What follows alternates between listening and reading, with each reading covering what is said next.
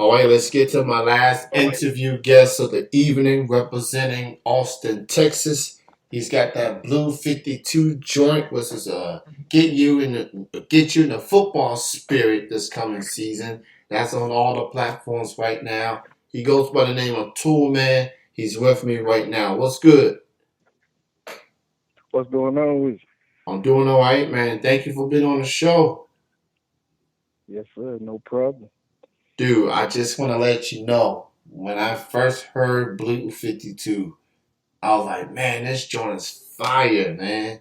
Like Appreciate I'm ready to tackle somebody after hearing that joint.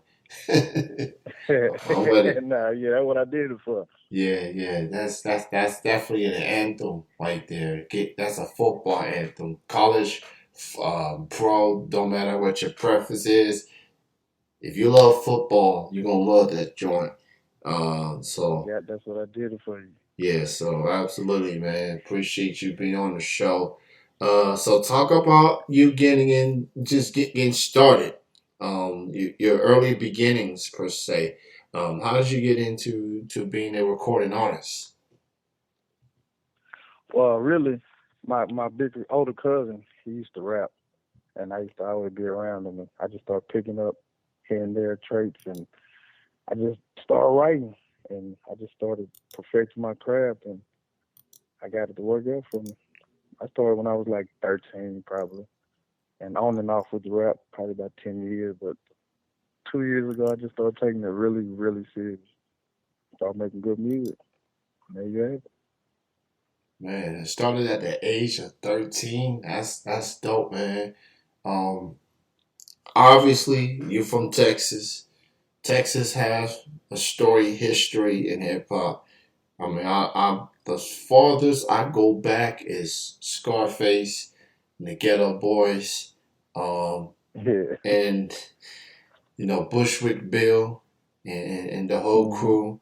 So I see that you consider Chameleonaire, Slim Thug, Zero to be some of your major influences that help develop you into that sound. Obviously, it's in you know Houston, Texas. That was a big time. When those Oh yeah. artists came out, and they had an Atlanta type year with all hmm with those releases. Mike Jones, Paul Wall, Chameleonaire, Slim Thug, UGK, obviously from the PAT area. Um, RIP to Pimp C, Yes, and sir. DJ Screw. So Texas has had their their moments in hip hop history.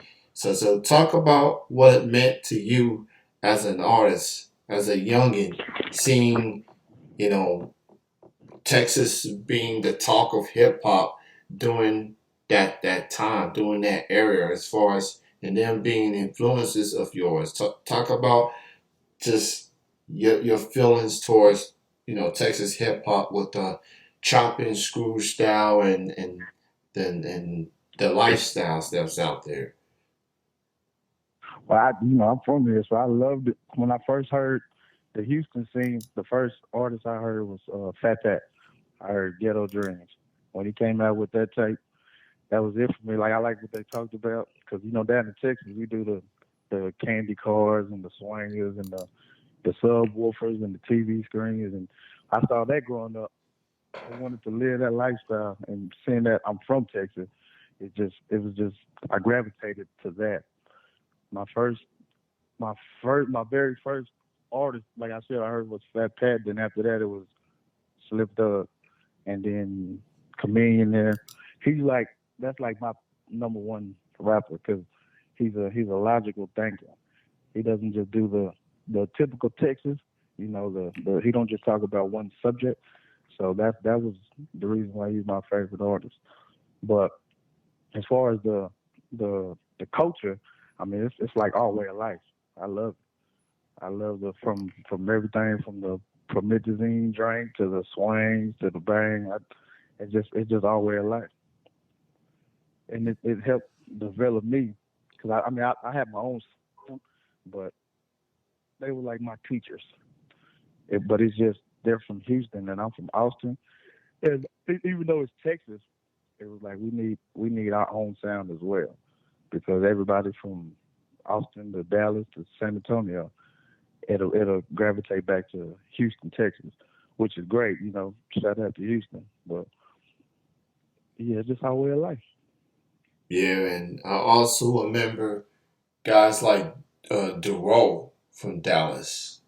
That's another artist, and just Texas, man. It hits different. Um, I guess I was more Chameleonaire was my favorite out of the Texas rappers. He was so lyrical. Um, Yeah.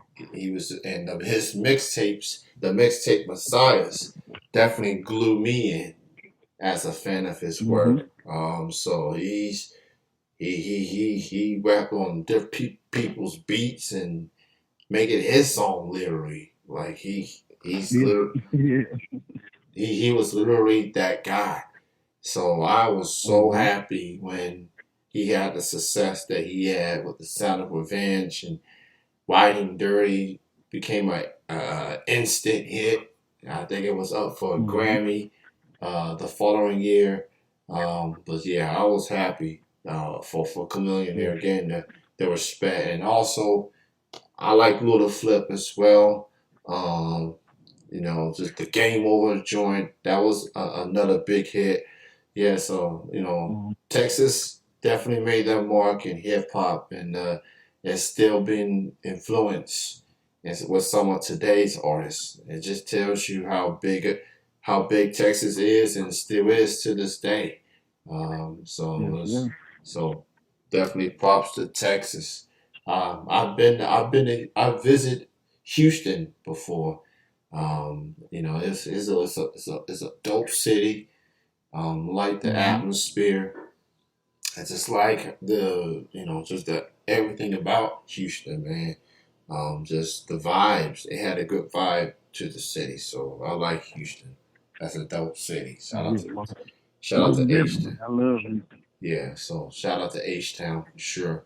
Um, Hmm. so we talk about some of the artists that's out there. Um, Obviously you are known at least on the independent side Hmm. for some joints. Mr. Amazon Prime um, Yeah. made some noise. So let's talk about Mr. Amazon Prime. Talk about putting that song and everything that happened after that, man. Just talk about that time when you put out Mr. Amazon Prime. Talk about how that felt at that time, how you feel about it now. Well, when I came up with the song Mr. Amazon Prime, in my apartment complex I stayed in, it was around like Christmas time, and Amazon was just dropping the ball. Like all my packages were going to neighbors and all that, such and such. So I came up with like a diss song per se, but then I thought about it like there's no way that this song is gonna do no kind of numbers because it's Amazon, it's $1 million company. So I just really turned the negative into a positive and just said, I'm Mr. Amazon Prime. Like, I'll bring a pack to your door. And I was really playing with it at first, but the more I was writing and the more I was getting into it, it came out to be what it was. And I actually, when I dropped the whole project Inexorable, that wasn't my that wasn't my single. I had another single that I thought was gonna hit, and Mr. Amazon Prime just took off. Like everybody who's understanding what I'm talking about, everybody gravitated to Mr. Amazon Prime, and to this right now, everybody's calling me that instead of Toolman. They call me Mr. Amazon Prime. But I know that the story that I told, I wasn't glorifying, the street life. I was I was getting my message out as this is what I had to do to become who I am. It was a struggle I had to go through, but I wouldn't take it back from nothing. It's what made me this now. But the Mr. Amazon Prime kind of got everyone to pay attention to me because I would say I'm a lyrical rapper. So the way I put it together is like flawless. Even if you don't come from what I'm speaking about, you'll understand what I'm talking about. Because the way I laid it out, I mean, you got to understand what I was talking about. But that's one of my biggest songs I got out right now. But Blue 52 is doing the same thing. So, but Mr. Amazon Prime is my go-to song. Anytime I perform, everybody wants to hear Mr. Amazon Prime. And I had on all streaming platforms right now. I probably listen to that song every day. So that's where it started. Mr. Amazon Prime. Yeah, absolutely, man. So Blue 52. Let's get to that track. As I pointed out, it's a football anthem, getting you ready for the football season. And so it's self-explanatory, especially if you really watch the game of football. Blue 52 Yeah. is an audible. It's something that Yeah. a quarterback yells as he's getting ready to snap the ball and make a play. Um, Hmm. so talk about recording that particular song. What made you decide to make this be your latest single? Well, I had the drink, the Blue 52, and I was just actually I was drinking it, and I was like, I want to hear a song called Blue 52 because I got my drink. So I was doing, I was doing the rough draft on it, and I didn't know. Well, I was trying to incorporate my drink and football at the same time. So it just really came natural. Like it's explaining my drink and it's explaining football my way. So when I wrote the song, I really didn't have a concept. I want to talk about my drink, but I mean I couldn't give you a whole song about just a drink. So I just said I'm gonna incorporate this with football. Everybody loves football, and football season's like right here. So this will be everybody's anthem. And when I recorded it, the engineer stopped right when I did the hook and was like, "This is an anthem right here." And that's before he heard the verse. Then I put the verses down. It just came out so smooth. When like as an artist, I know when I got a hit. I know when I should go back to the drawing board. This is one of those songs that I instantly knew I had to drop this right before football season.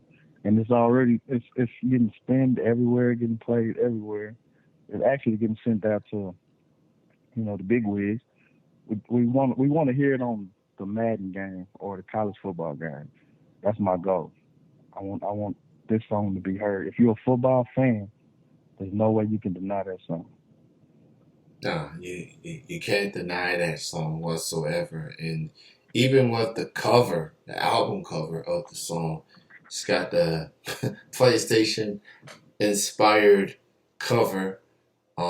Definitely feel like some Bo Jackson vibes behind that cover. Yeah, Uh, yeah. so anybody that played games back in the day know Hmm.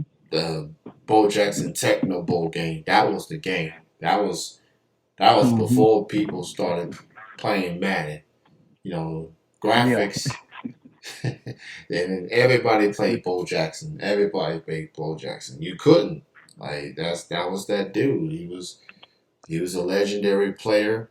He played baseball and he played football. He was definitely a two sport athlete that was able to succeed in both sports. So with all that being said, man, who are your favorite football teams, both pro and college? I have to say UT because I'm from here, so I have to go with UT for the college. For the pro, I mean, this is gonna sound crazy, but Cowboys. I've always been a Cowboy fan, even though we not the number one team. We the number one Texas team. So I'm never gonna go against the Cowboys because it's gonna happen one more time. We're gonna get that Super Bowl. So with Texas first, with Texas first, Yeah. you definitely got to. They're going from the Big 12 to the SEC. I think that Texas Hmm. and Oklahoma are moving in the next 2 years. So Texas, Oklahoma. And I like Texas because of Vince Young. You know, Oh yeah, Texas yeah. and USC.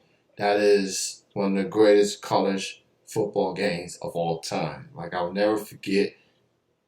They show Vince Young with the graffiti falling down, and he had his hand up as the team celebrated that championship victory. So Yeah. Texas, and but that was a long, long time ago, and Texas has been kind of trying to rebuild, and it looks like y'all have a bright future, maybe with this guy named Mhm. Quinn Ewers, Mhm. who's originally from Texas. He went to Ohio State.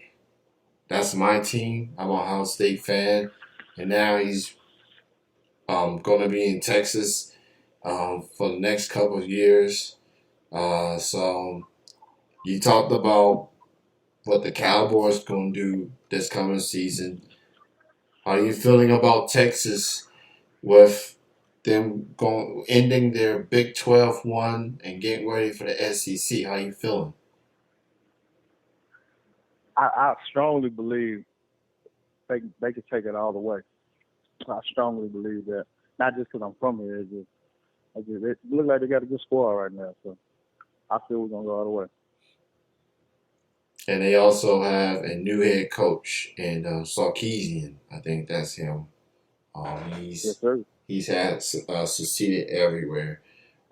He's had some success everywhere that he's gone. So if you're able to make Texas a powerhouse again, especially going into the SEC, he came from that conference. I think he was Mm-hmm. part of Alabama's coaching staff. So he's getting a chance to be a head coach again. So that's going to be interesting to see. Uh, Toolman, what is next for you as far as maybe upcoming shows, maybe more new music on the horizon? What do you have next as we get ready for the fall season? Well, I'm working on a project right now called Unorthodox, and with the Blue 52 was supposed to be on this project, but I felt that that song had to come out right now. But it's still gonna be on this project. It's just getting everybody ready for the project. But I got the project called Unorthodox is coming out. I'm working on a bunch of features. Like I'm sitting on 16 features right now. And I'm actually at the studio right now, so I'm gonna get that done. I got a show coming up in Laredo in 2 weeks. I think I got a show in Houston and Dallas coming up in September, and some shows down here. So I think I'm gonna drop my project around September 15th, somewhere in the middle of the September. I'm gonna drop that, so you be on the lookout for that. Yeah, absolutely, man. Be on the lookout for the new music from Toolman. He's on Instagram and he's on Facebook. So hit him up and keep streaming Brew 52. He's got the new album on the way representing Austin, Texas. And speaking of football, I'm not sure if you are aware of this or not, but XFL is coming back this season, next year, I should say, and they're gonna have him some more. They got more Texas teams. It feels like Dwayne Johnson loves Texas, cause that's like Yeah. there are three. I think three of the eight teams are from Texas. I think Houston, San Antonio, and I think even Dallas got a squad there too. So hmm I mean, football is heaven in the state of Texas. So Yeah.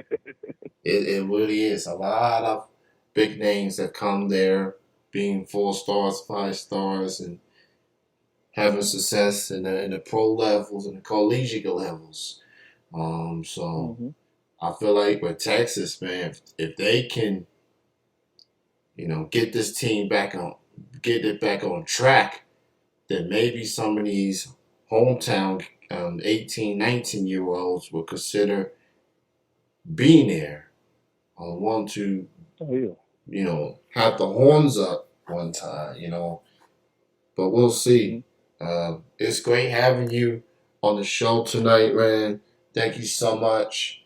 I definitely enjoyed the music, and I look forward to hear more from you in the future.